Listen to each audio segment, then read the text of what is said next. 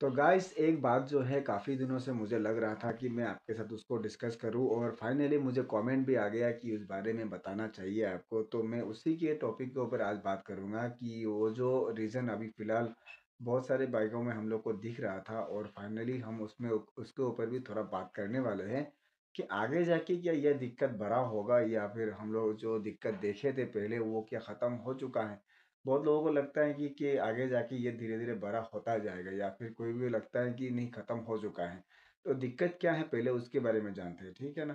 तो classic ribbon और जो बुलेट और जो हम लोग का हंटर, ये दो तीन मॉडल हैं जिसमें हम लोग को ज़्यादा इशू दिखा था। एग्जैक्टली बोला जाए जे सीरीज इंजन, तो जे सीरीज इंजन में ना एक चीज़ हम लोग को क्या दिखा था कि उसका जो बेरिंग होता है ना, मैग्नेट साइड वाला, वो बेरिंग में ना जल्दी जल्दी खाने का बहुत रीज़न आ रहा था कि बेरिंग जो है जल्दी ख़राब हो रहा था या फिर घिस जाता था, बेरिंग में से नॉइज आता था। इस टाइप में ना बहुत सारे रीज़न हम लोग को केस वगैरह दिखता था।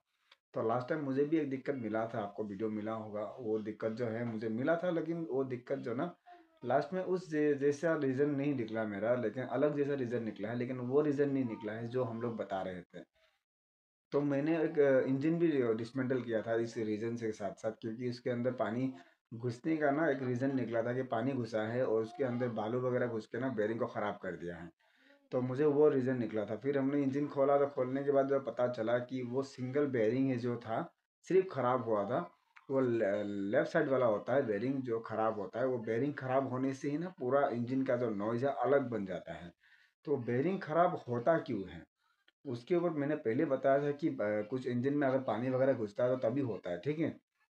फिर बाद में जाके मुझे क्या पता चला कि वो बेरिंग जो ना एक्चुअली पानी घुसने से ख़राब नहीं होता है, वो बेरिंग ख़राब होता है क्योंकि मैग्नेट का लोड ज़्यादा पड़ता है वहाँ पे। तो मैग्नेट अगर आप लोग कभी भी इंजन देखेंगे ना तो एक साइड में लोड ज़्यादा होता है, दूसरे साइड में कम होता है, ठीक है। कुछ इस प्रकार आप लोग देख सकते हैं साइड में। तो एक साइड में ना पूरा मैग्नेट का असेंबली है और एक साइड में ना सिर्फ एक सिंगल पिस्ट पिनियन है। तो पूरा वेट अगर एक साथ में गिरेगा ना, तो जब भी इंजन घूमता है क्रैंक, तो घूमने के साथ साथ एक साइड में आपका प्रेशर ज़्यादा पड़ता है और दूसरे साइड में प्रेशर कम पड़ता है। तो उस कंडीशन में ना धीरे धीरे जाके ना ये बेरिंग जो है ना घिसता रहता है, थोड़ा खाता रहता है। खाते खाते आपका जो नॉइज़ जो है ना थोड़ा अलग टाइप में आने लगता है, क्योंकि बेरिंग का जैसे ऐसा लगता है कि बेरिंग घिस के एक नॉइज़ आ रहा है, तो उस टाइप में आता रहता है। तो धीरे धीरे ये प्रॉब्लम ना बहुत ज़्यादा होने लगा था। तो फिलहाल हम लोग को क्या अभी मिल रहा है अपडेट, उसके ऊपर आपको बता देंगे कि फिलहाल ना ये जो इशू जो हम लोग को मिल रहा था ये अभी धीरे धीरे एकदम ख़त्म होने वाला है, क्योंकि वो अपडेट अभी नया से हो चुका है और वो जो रीज़न हुआ था ना प्रॉब्लम, वो अभी फ़िलहाल नहीं हो रहा है, ठीक है। पहले ख़राब हुआ था, अभी ख़राब नहीं हो रहा है, मतलब अपडेट हो चुका है। वो बेरिंग रिप्लेस कर दिया गया है हर एक इंजन में और नया से उसको मॉडिफाइड कर दिया गया है। बेरिंग में जो क्वालिटी उसका था, वो पहले लेयर था उसको भी अपडेट कर दिया गया है, क्योंकि वो लेयर जो ना आपका एक लोहा का होता है, तो उसमें ना सेरामिक कोटिंग डाला गया है। तो कोटिंग डालने से ना बेरिंग इतना जल्दी ख़राब नहीं होगा और उसका जो बॉल वगैरह है तो हेवी बना दिया गया है। हेवी बनाने से ना बेरिंग आपको जल्दी ख़राब नहीं होता और लॉन्ग टाइम तक चलता है, ठीक है। उतना लोड वो कैपेसिटी ले पाएगा आराम से, तो उस हिसाब से उसको बना दिया गया है। तो देखा जाए तो जो प्रॉब्लम पहले आ रहा था वो प्रॉब्लम आगे जाके नहीं आने वाला है, ठीक है। ये क्लासिक रिबॉन में है या फिर हंटर में भी है और मेटियोर में भी है। तो ज़्यादा केस हम लोग को हंटर में ही मिला था, क्योंकि स्मॉल बाइक है, छोटा बाइक है और वेट भी कम है, तो लोग भगाते जल्दी है। तो क्रैंक भी जल्दी मूवमेंट करता है, इसीलिए वो जल्दी इशू भी आता है, ठीक है ना।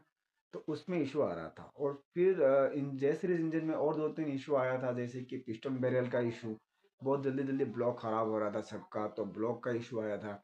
वो इशू भी फिलहाल ख़त्म हो चुका है, क्योंकि ब्लॉक खराब होने का अभी लगभग मुझे 6 महीना हो गया होगा, मुझे अभी तक ब्लॉक चेंज किया होगा, जो अभी तक मैंने रिप्लेस नहीं किया है। क्योंकि ब्लॉक जो है ना पहले ख़राब होता था, अभी ख़राब नहीं हो रहा है।